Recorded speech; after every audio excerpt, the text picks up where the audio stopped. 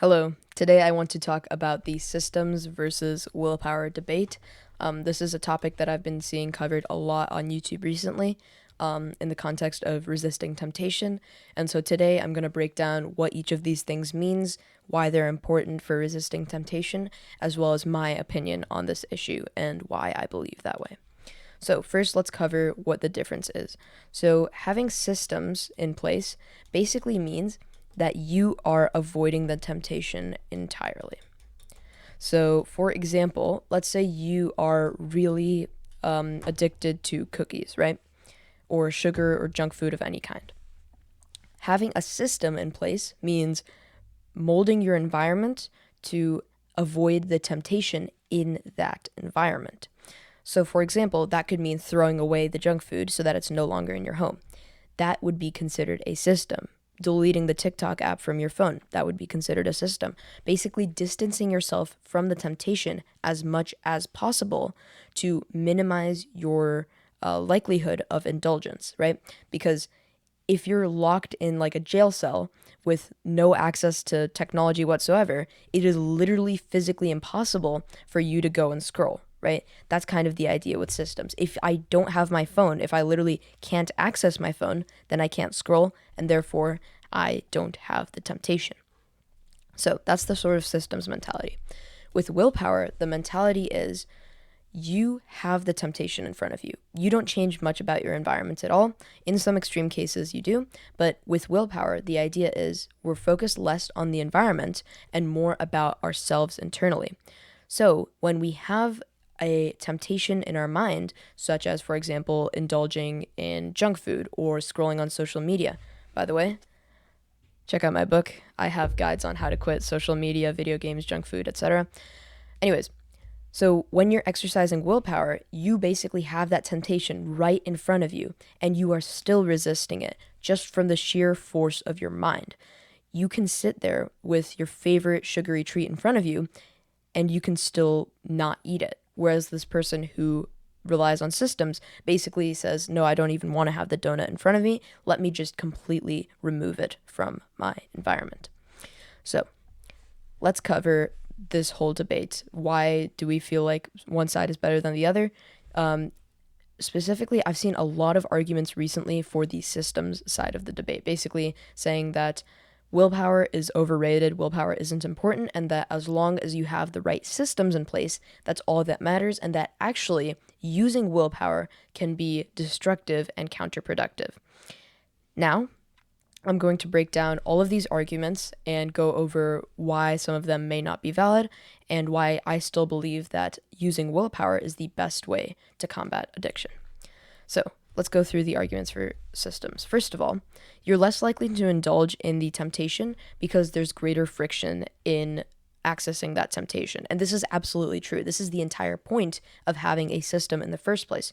When you increase friction between you and the temptation, for example, I think there's like Tupperware boxes now where you have like a timer on it or something. I saw a Shark Tank episode. You can put a timer on a Tupperware box, lock your phone or cookies or whatever in there, and then after the timer's done, then you can access it, right? That's another example of a system. Basically, for example, with that Tupperware box, right? You have an insane amount of friction because you physically cannot access it. No matter how like hungry you are, you cannot eat the cookies in this box until the time runs out. And so there's greater friction. So you can't indulge here. You can't. There's a less likelihood of indulgence in this case. In this case, it would be zero, right? Like throwing out all the junk food from your house. Then there's still a little bit of a possibility for indulgence where, let's say, you could drive out to the store, pick them up, pay for them, bring them back home and eat them, right? Like, there are still ways that you can indulge, but the idea is that you are so much less likely to indulge with a system because there's so much more friction in actually accessing the temptation. So the idea is if you wire your environment perfectly, you will never experience temptation, and so you will never actually have to resist temptation. You will always be safe from temptation. You will never indulge in those temptations because you're not experiencing any temptation in the first place. And this is true, right? If you completely control your environment perfectly, you will not experience any sort of temptation at all. in your environment for which you can control. I'll get to that in a second. Second thing, willpower is a limited resource that can be depleted. This was based on a 1998 study, which I can show you to you now. So this one was basically a controlled experiment where they took two groups and a control group as well. So they had basically two bowls of food in a room. So the first group, or the first bowl, had radishes in the bowl, and the second one had cookies. So the participants went into the room, and one of the groups was told, okay, you can just eat whatever you want. So they obviously chose the cookies because who wants to eat a radish, right? So they chose the cookies, and basically they were given free choice, so they didn't have to exercise willpower. The other group was told, you have to eat the radishes no matter what. You cannot eat the cookies. You have to eat the radishes. And that was the second group. And then there was a control group where they didn't even show this scenario to them at all. So with all these three groups, they had them do a complex puzzle after. And this complex puzzle was actually impossible to solve. The researchers intentionally designed it so that it could not be solved. So the measure of success on the puzzle then was how long someone kept trying. And they measured willpower through how long someone kept trying to solve the puzzle before giving up. And they came to the conclusion that willpower is a limited resource that can be depleted because the group that was told to resist the temptation of the cookies first and was told to eat the radishes, they had used up some of their willpower. And so they had a lower average time on the puzzle than the other groups. They gave up faster. And so this study basically proved that willpower is a depletable and limited resource. But what they didn't consider is the fact that willpower is not only a depletable resource, it is also a trainable skill. This study basically goes through the strength theory of willpower, and it goes in depth. It's a meta-analysis. It goes in depth on how willpower actually works. And basically, this system of willpower works kind of like a muscle in the gym, right? So when you train your muscle, you go to the gym, you do, let's say, bicep curls, right?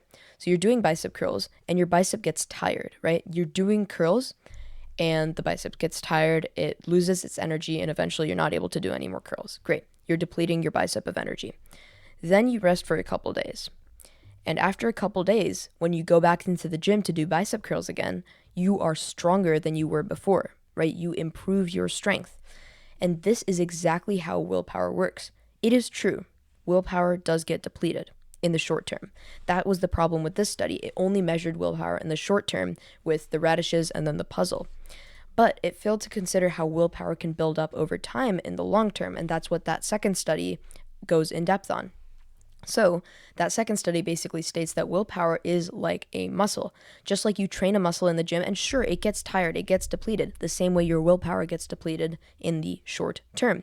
But then, after you rest, over time, your willpower and your muscles get stronger. You improve your willpower, you improve your ability to exist without indulging in temptation while still having the temptation in your mind, and therefore your willpower gets stronger, the same way a muscle would get stronger in the gym.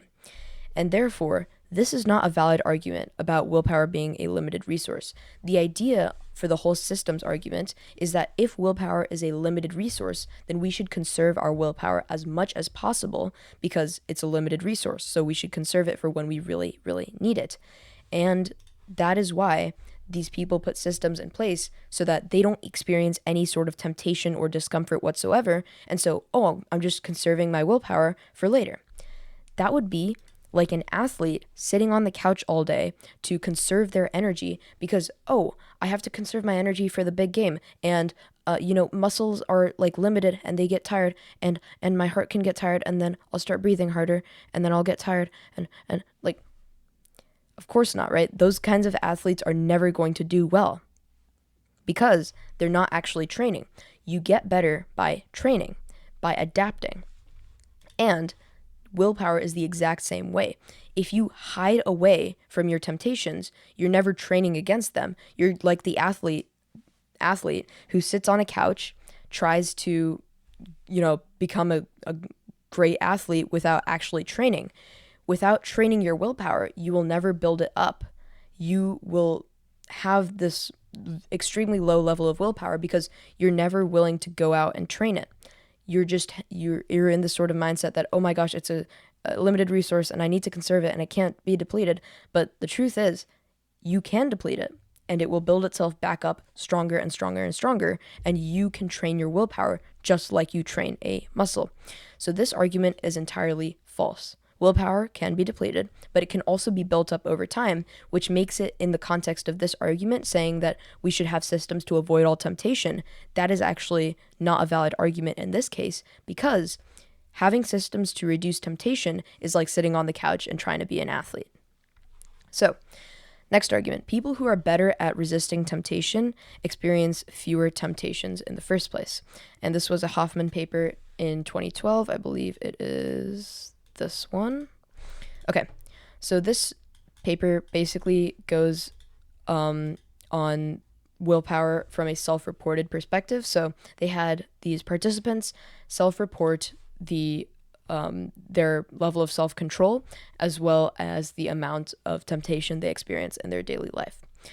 And the study showed that people who are better at resisting temptation actually experienced fewer temptations in their life. So people who reported, being better at self-control, they also reported having fewer instances of having to exercise that self-control or resist temptation in the first place. And this is an argument for the system strategy because basically the people who advocate this whole idea of, systems over willpower and, just remove the temptation from your environment, they're saying that if you put fewer temptations in front of you, right? If you experience fewer temptations, you therefore will become better at resisting temptation. First of all, this is a correlation study, so we can't draw a causation inference from that. But second of all, this is also true with willpower. When you get better at resisting temptation through willpower, so for example, if you're addicted to alcohol, you keep the alcohol in your environment, but you don't indulge. You keep it in your fridge. You look at it every day, but you don't drink it no matter what. You get better and better and better at resisting temptation. You will experience fewer temptations. The first couple days, all you can think about is alcohol. But then, as time goes on, you will start to it'll start becoming less of a distraction for yourself, and you will start to improve your ability to exist with that temptation in your mind without actually indulging in it. Not only that, but the temptation actually goes away, right? When you don't indulge in temptation, when you've built up your willpower over time, you just experience less temptation overall, right? It's like when you start going to the gym for the first time, or you start exercising, whatever, when you start a new habit for the first time, it is difficult, right? It is hard. So you feel like you're using discipline to do that because you don't want to do it, but you're doing it anyways. But then after time goes on, it starts to become a habit, and you no longer really need to exercise discipline to do it. It just kind of becomes automatic. And it's the exact same thing with willpower here. Those people who build up their willpower, they genuinely do experience fewer temptations because it's become automatic. They no longer feel the temptation to indulge the same way this person doesn't feel the temptation to be lazy instead of actually doing the good habits, right? So this is also an argument for willpower, and it does not debunk willpower whatsoever. And finally, we have the argument of decision fatigue. Basically, when you are exposed to a bunch of temptations in your environment, you constantly have this decision fatigue and this mental energy being drained in thinking about these temptations and these distractions, right? If you have, let's say a chocolate bar sitting on your desk and you're trying to work, you're going to keep getting distracted thinking about that chocolate bar. I can't eat it, but it looks so yummy and tasty and I really want to eat it, but no, I can't eat it, right? You're getting distracted by it, and that causes decision fatigue. However, again, I want you to refer to the same thing. You experience fewer temptations when you build up your willpower. And therefore, if you resist temptation more and more, you experience fewer temptations. And when you experience fewer temptations, you no longer have this decision fatigue, because that chocolate bar doesn't even look appealing to you anymore, right?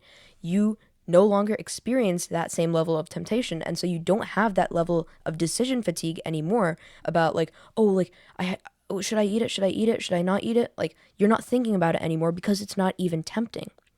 So far, we've gone over all the arguments against willpower, right? And we've debunked all of them. We know that all of these arguments against willpower are invalid. However, you might still be thinking, oh, well, I can still like do systems, right? Like, there's nothing wrong with, improving the systems in my environment and, just removing the temptation from my environment. Sure, there's nothing wrong with building willpower either, and willpower works perfectly, but I might as well just remove all the temptation in my environment just so I don't risk, indulging in the temptation. And to that, I would tell you that there actually is a risk for indulging or for removing the temptation from your environment, and by rewiring your environment to have the addiction out of it.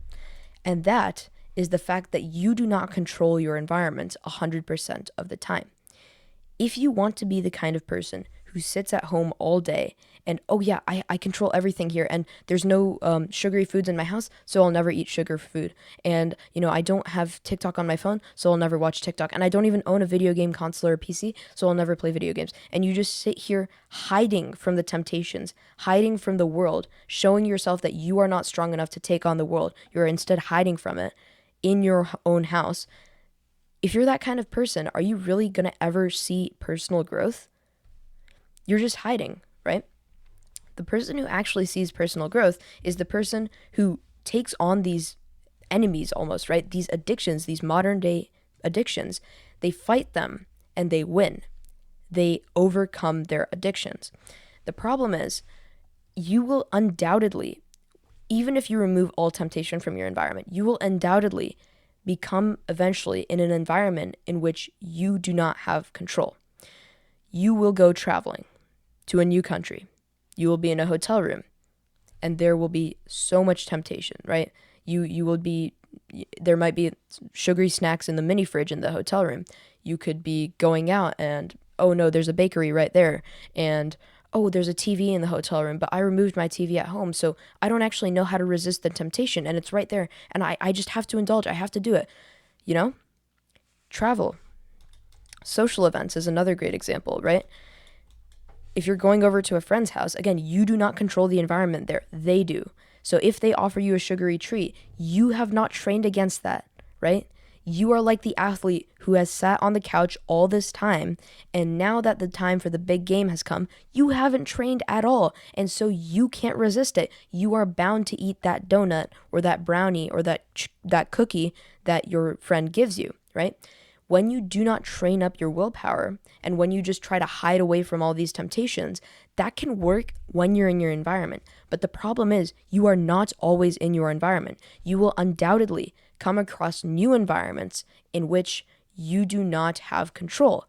And in those environments, because you have not built up your willpower, because you have not trained this skill, you will undoubtedly indulge in your temptation. So, my answer to this debate is choose willpower. Practice willpower. Expose yourself to temptations. Again, I don't believe this is absolutely right in all scenarios. I do believe in certain extreme scenarios, it is useful to utilize self-binding in some cases, and I go over that in a separate video called Self-Binding versus Willpower. So I do believe, though, that having this sort of mentality of, systems over willpower, and if I just remove all the temptation from my environment, then I never have to worry about it. That kind of mindset will serve you very poorly in the long run, because you're going to come across so many temptations, because you cannot control 100% of your environment. There will undoubtedly be things outside of your control. And in those cases, you need to be like the athlete who trains, not the athlete who sits on the couch. You need to be ready to face those temptations no matter what environment they come in. Last thing, top link in the description is my full mental health book. This is it right here, The Calibrated Mind by me. So I go in depth on willpower and how you actually build it up. We talked about why willpower is so important today and why all of these arguments against willpower are actually completely false and invalid. Now that we covered willpower, you might be wondering, well, how do you actually build up willpower? And this book literally goes in depth, super, super specific protocols on exactly how you build up willpower, literally step by step, day by day, in all of these different realms of your life. How do you identify which temptations to start with? Should I, start by resisting a bunch of temptations, or should I go one by one? Should I, resist it entirely, or should I use moderation? What about novelty? What about all these different things? I go through all of that in my willpower chapter. Additionally, I have extra sections in my willpower chapter on specific protocols that aren't discussed anywhere else for specifically the temptations of social media, sugar, and video games. And those specific protocols are separate from the ones that are in the main willpower chapter because those specific addictions have specific protocols that go with them. And by the way, that is only one of the 6 chapters of this mental health book. The book goes in depth on the other mental health capacities that will truly transform your life. It'll go over how you discipline yourself so that you can actually do the actions that bring you to your goals. It'll go over how you can be more present so that you can improve your relationships. You're not always constantly distracted. You're able to focus on your work. It'll go over how you manage your stress so that you're no longer feeling overwhelmed. It'll go over all of these things in so much detail that you will have no questions after reading it. So please, if you found this video interesting and helpful, if you want to learn more about mental health, then I highly recommend you check that book out. It'll be in the top link in the description. That's all, and I will see you in the next one.